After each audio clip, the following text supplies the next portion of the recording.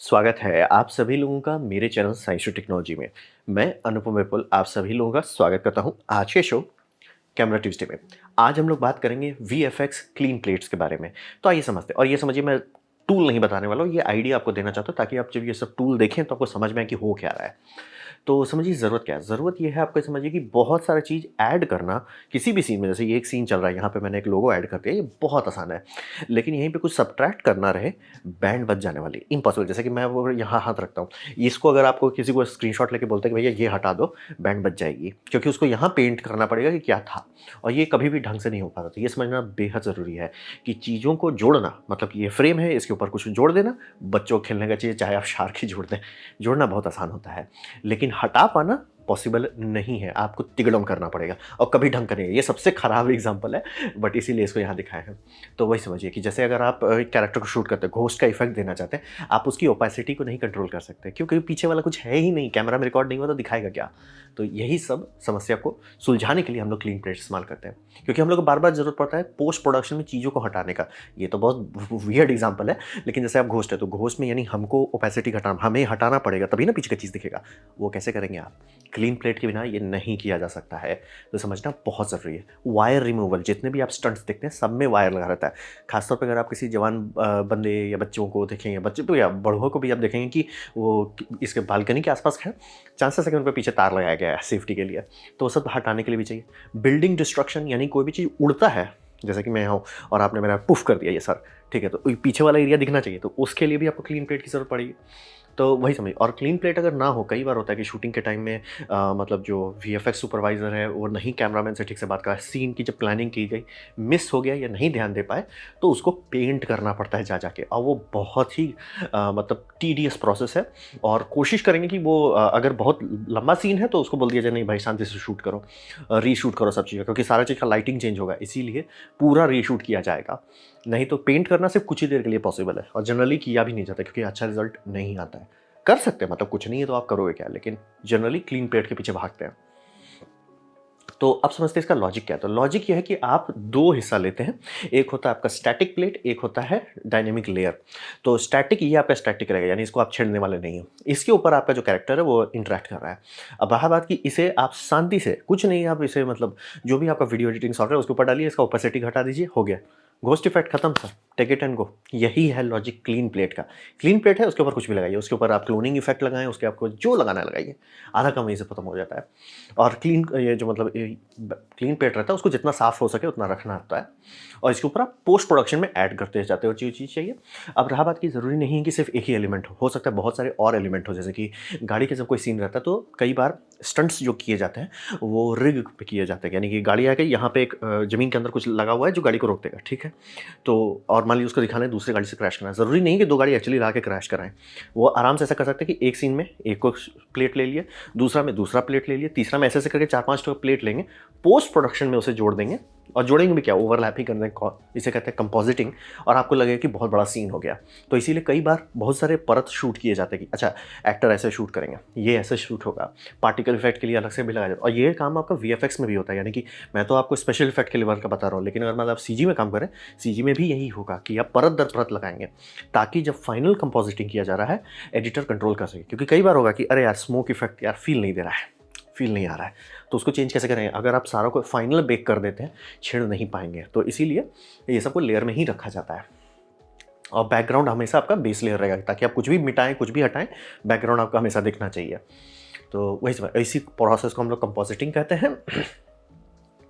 और इसका यही मतलब बेसिक लॉजिक यही है कि एक स्टैटिक बेस रहता है, उसके ऊपर आपको जो करना कीजिए, और सब लेयरिंग के तौर पे आप करते जाते हैं। जैसे कि यहाँ एक्सीडेंट स्टंट हो रहा है, ये मैट्रेस तो ऑब्वियसली आप रोड पे नहीं दिखाओगे ना, तो रोड का एक क्लीन प्लेट आप क्लियर हो गया, वो वहाँ पे पेंट रहेगा और इरेजर से आप इसे मास्क कर दोगे। तो यही। और बाय द वे ये नेगेटिव के टाइम से किया जा रहा है, जिसे आप लोग रोटोस्कोपिंग करते हैं, वही समझिए कि मतलब इसके ऊपर आराम से दूसरा नेगेटिव से आप प्रोजेक्ट करके काम कर सकते हैं। तो लॉजिक वही है कि एक क्लीन रहता है, उसके ऊपर आप चीज़ डालते हैं और वो चीज़ हटा देते हैं जो आप नहीं चाहते। जैसे कि आप चाहते हैं एक्टर दिखे बल्ले बल्ले, ये नहीं चाहते, हटा दीजिए। यही है लॉजिक, यही होता है। आप कैसे करते हो वो अलग बात है, लेकिन होना यही है कि आप एक बेस देते हो जिसके ऊपर आप पेंटिंग कर सकते हो, खासतौर पर मास्किंग। अब बात करते हैं मोशन कंट्रोल का।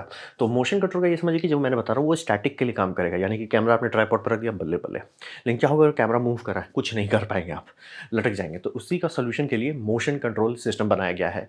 यानी कि कैमरा को आप सीएनसी में रखते हो, यानी कि जिसका मोशन जो है, जैसे मान लीजिए वो ऐसे करके जा रहा है, इसे आप रिक्रिएट कर सकते हो। मतलब 1 बार, 2 बार, 25 बार, जितना आपको ज़रूरत है, जितना आपको शॉर्ट लेयरिंग करना है उतनी बार कर सकें, और वही समझिए।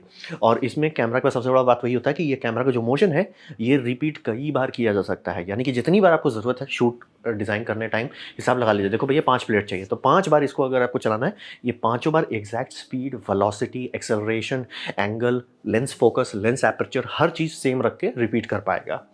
इसी को कहते हैं। और इसे आप एज ए मैक्रो रिकॉर्ड करवाओगे, यानी कि जब सीन शूट हो रहा है तो आप एक बार रिकॉर्डिंग कर लोगे कि भैया ऐसे हम चाहते हैं, मतलब डायरेक्टर फोटोग्राफी देख लेगा कि हाँ भाई सीन का फ्रेमिंग सही हो रहा है, उसको रिकॉर्ड किया जाएगा, ठीक है ये सीन हमें चाहिए। अब रोबोटिक्स जो है, चाहे वो रोबोटिक आर्म हो, चाहे वो रोबोटिक गिम्बल सिस्टम हो, वो सारा उसे मैक्रो के तौर पे स्टोर करता है और उसे रीप्ले करता है। तो आप एक चीज़ करते हो रीप्ले, दूसरा चीज़ करते हो रीप्ले, तीसरा चीज़ करते हो रीप्ले, ऐसे ऐसे करके आप करते जाते हैं। और इसको करने के लिए बहुत तिगड़म तिगड़म चाहिए, चाहे सस्ते में आपको सिर्फ रोबोटिक आर्म मिल सकता है, चाहे तो कैमरा ट्रैक भी लगाया जा सकता है। यहाँ पे बहुत बड़ा ऑब्जेक्ट को कैप्चर कर रहे हैं या बहुत ज़्यादा मोशन देना चाहते हैं, क्योंकि मतलब जो आपका आर्म है वो बहुत ज़्यादा मोशन नहीं दे पाएगा, तो आपको ट्रैक्स की ज़रूरत पड़ सकती है।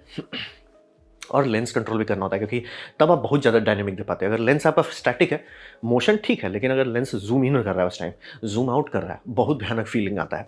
और वही सब करके आप बहुत सारा चीज़ ऐसा कर सकते हैं जो पॉसिबल ही नहीं लगे, क्योंकि तब मतलब एक होता है ना कि आपको बस इतना एफर्ट डालना है अपने शॉट में कि लोगों का दिमाग का जो फ़िल्टर लेयर है, फ़िल्टर जो कर रहा है, उसको आप बाईपास कर दो। क्योंकि लोगों को पिक्चर एन्जॉय करने के लिए आए हैं, वो खुद भी पैसा देके आए हैं, एन्जॉय करना चाहते हैं। आप बस उनको एकदम बेसिक लेवल का मत दिखाओ। बेसिक दिखाएंगे उनका फ़िल्टर पकड़ लेगा, भैया आप बेसिक दिखा रहे हो, हमें मूर्ख बना रहे हो। वो नहीं आप चाहते हो, एफर्ट दिखाना चाहते हो। तो ये मोशन कंट्रोल कैमरा बहुत सस्ते में, मतलब पिक्चर का कॉस्ट देखें उसके हिसाब से बहुत सस्ते में बहुत भयानक कर लेता है। और वही समझिए कि मल्टीपल शॉट सिंगल शॉट के ऊपर ओवरले कर पाते हैं। और पूरा जो आप सुनते हैं स्टार वार्स क्यों उतना पॉपुलर है, ये स्टार वार्स में ये तकनीक को ढंग से पिक्चर के लिए अनाउंस किया गया। कितनी बड़ी बात थी ये, जिस टाइम ये किए थे कंप्यूटर नहीं होता था, यानी कि जिसका लोगों ने, आईएलएम ने इसको डेवलप किया, उन्होंने माइक्रो प्रोसेसर लेके पीसीबी में, जो पीसीबी भी नहीं होती थी उस टाइम ठीक से, उसमें बना के, मतलब फिजिकली उन्होंने कंप्यूटर बनाया। इसीलिए ये उतनी बड़ी बात थी। उस टाइम ऐसा नहीं था, ओ मैं यहाँ से सीएनसी कंट्रोलर ले लूँगा, यहाँ से मोटर ड्राइवर ले लूँगा, यहाँ से ये ड्राइव, कुछ नहीं था, तब किया था इन्होंने। इसीलिए इतनी बड़ी बात थी, जो बार बार मतलब आज के जनरेशन को नहीं पता कि ये कितना पुराना चीज़ है और कितनी बड़ी बात थी। और इसके बाद से ये कॉमन हो गया। आजकल हर पिक्चर में इस तरह के रिग इस्तेमाल होते हैं। जो मोशन कंट्रोल आप सोच रहे हैं पिक्चर में, मोशन कंट्रोल यही है। एक कैमरा को, मतलब ताकि आप प्लेट के ऊपर प्लेट आराम से ओवरले कर सकते हैं और बहुत कॉम्प्लेक्स सीन को बिल्ड कर सकते हैं, जो मतलब अगर आप सीजी में ट्राई करें बहुत खर्चा होगा।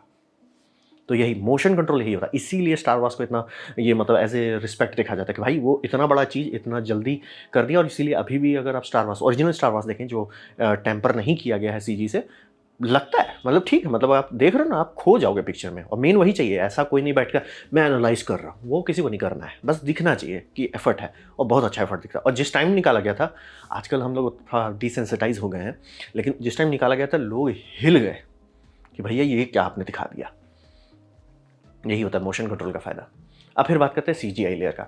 तो बात ये होता है कि जब आपका कुछ रिक्वायरमेंट कुछ ज़रूरत से ज़्यादा हो, जैसे कि ये शाहरुख खान का जो पिक्चर बनाया गया ज़ीरो, उसमें अब बात है कि पूरा शाहरुख खान को छोटा करना चाहते हैं। अब बात है शाहरुख खान थोड़े मतलब लंबे, जितना मतलब पिक्चर में छोटा दिखाए वो तो बहुत छोटे थे। तो बात है कि कैसे किया जाए।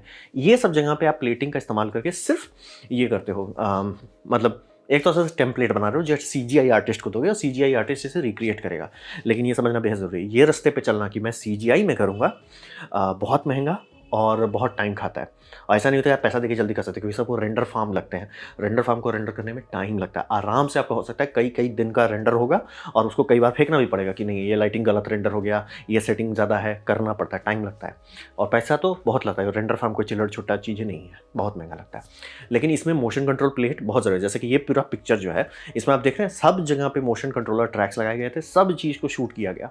और कई बार ये समझिए कि अरे जब सीजी बना रहे वो क्यों कर रहे हैं, उतना मेहनत क्यों कर रहे हैं। बात ये है कि आप अगर इस तरह का आर्टिस्ट दे देते कि देखो वहाँ पे जो मतलब प्लेटफॉर्म था, उसमें गड्ढा रखे थे ताकि शाहरुख खान का आई लेवल जो है वो सलमान खान से मैच करे, मतलब कि कहाँ देख रहे हैं वो दिखे। ये डेटा जब आप देंगे किसी सीजीआई आर्टिस्ट को, देखो इसका यहाँ होना चाहिए, आँख यहाँ देख रहा है, वो उसको रिक्रिएट कर सकता है। और मैं बार बार क्लियर करना चाहूँगा, सीजीआई मैजिक नहीं होता है।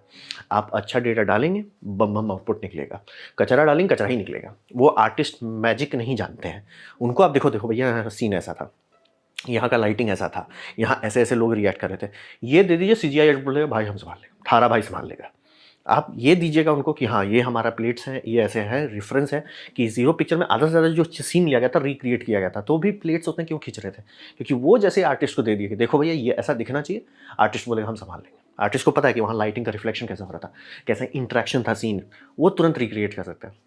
जैसे मैं बार बार एग्जांपल देता हूँ आपको कि टॉप गन बहुत अच्छा है, क्यों? क्योंकि उन्होंने फाइटर जेट में एक्चुअल किया। अब वो फुटेज आप दिखा दिए कि रियल फाइटर जेट ऐसा दिखता है, सीजीआई आर्टिस्ट बोलेगा मैं संभाल लूँगा, क्योंकि उसे पता है कि ऐसा फाइटर जेट दिखता है, ऐसा ही बनाना है, वो गेस नहीं करेगा।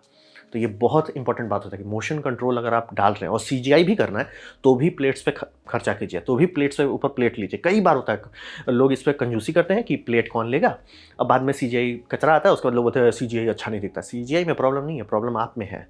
सीजीआई में कभी प्रॉब्लम नहीं, क्योंकि सीजीआई एक टूल है, कचरा डालिएगा कचरा निकल जाएगा।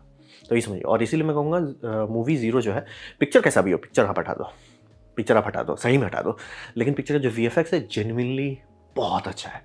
मतलब रावण भी एक्चुअली बहुत अच्छा था सीजी के मामले में, लेकिन मतलब स्टोरी एक्चुअली स्टोरी भी बहुत अच्छा था। अगर वो छमक छल्लो गाना हटा देते ना और बच्चों को मार्केट करते, पिक्चर गर्दा उड़ा देते। लेकिन छमक छल्लो डाल दिए, भैया बोलते ना बच्चों के लिए पिक्चर है, और छमक छल्लो हटा दीजिए, बच्चों को देखने लायक कर दीजिए, गर्दा उड़ा देता पिक्चर, क्योंकि जेन्युइनली अच्छा था।